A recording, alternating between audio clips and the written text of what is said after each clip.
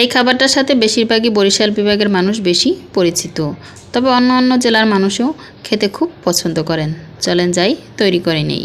আসসালামু আলাইকুম, কেমন আছেন আপনারা সবাই? কাছে কিংবা দূরে, দেশ কিংবা বিদেশ, যে যেখান থেকে আজকে রেসিপি দেখছেন সবাইকে স্বাগতম জানিয়ে আমি মনিরা কুকিং চ্যানেল থেকে বলছি। আজকের পর্বে তৈরি করে দেখাবো আমড়া দিয়ে টক ডাল রান্নার রেসিপি। প্রথমে আমি এখানে কিছুটা আমড়া নিয়ে নিলাম। পরিষ্কার পানি দিয়ে কয়েকবার পানি পাল্টিয়ে ক্লিন করে নিয়ে উপর থেকে আমড়ার স্কিনটা ছাড়িয়ে নিয়ে এরপরে ছুরির সাহায্যে এভাবে ঘুরিয়ে ঘুরিয়ে সম্পূর্ণ আমড়াটা কেটে নিব।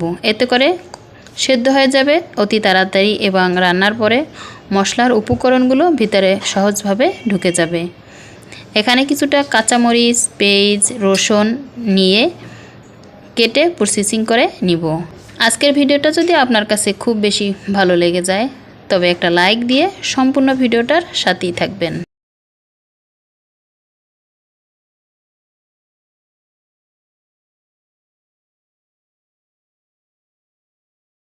পেঁয়াজ ও কাঁচামরিচ কেটে নিয়েছি, রসুনটা এভাবে থেতলে নিব।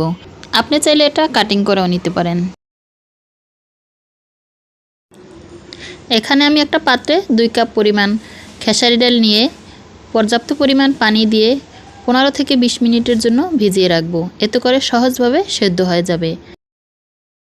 এবার খেসারি ডাল হাত দিয়ে কষলিয়ে কয়েকবার পানি পাল্টিয়ে পরিষ্কার করে নিয়ে একটা প্যানে বসিয়ে দিয়ে চুলায় বসিয়ে দেব সেদ্ধ হওয়ার জন্য পর্যাপ্ত পরিমাণ পানি দিয়ে। কিছুক্ষণ সেদ্ধ করে নিলেই দেখা যাবে ডালটা সেদ্ধ হয়ে যাবে। এখানে প্রায় 15 থেকে 20 মিনিটের মতো সময় লেগেছে চুলার আঁচ হালকা টু মিডিয়াম আঁচে রেখে।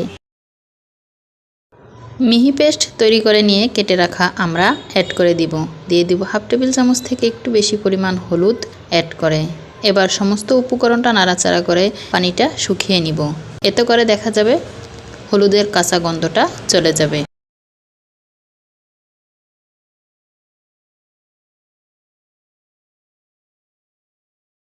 কেটে রাখা কাঁচামরিচ অ্যাড করে দিব, স্বাদ মতো লবণ অ্যাড করে দিয়ে একটু নাড়াচাড়া করে মিশিয়ে নিব।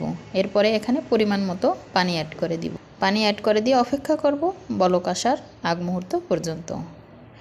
সমস্ত উপকরণটা এখন নাড়াচাড়া করে মিশিয়ে নিব।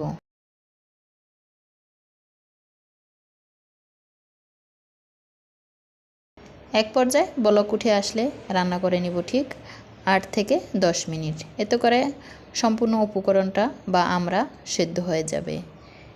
এবার একটা পাত্রে নামিয়ে নিয়ে প্যানে পর্যাপ্ত পরিমাণ সরিষার তেল দিয়ে কয়েকটা শুকনো মরিচ দিয়ে ভেজে নিব। কিছুটা পাঁচফোড়ন অ্যাড করে দিয়ে নাড়াচাড়া করে ভেজে নিয়ে কেটে রাখা পেঁয়াজ ও রসুন দিয়ে হালকা আঁচে ভেজে নিব 3 থেকে 4 মিনিট। এরপরে আমরা ডাল অ্যাড করে দিয়ে একটু ফুটিয়ে নিয়ে চুলা থেকে নামিয়ে নিয়ে পরিবেশন করে নিলাম। যে যেখান থেকে আজকে রেসিপি দেখছেন ভালো থাকবেন, সুস্থ থাকবেন। আল্লাহ হাফেজ।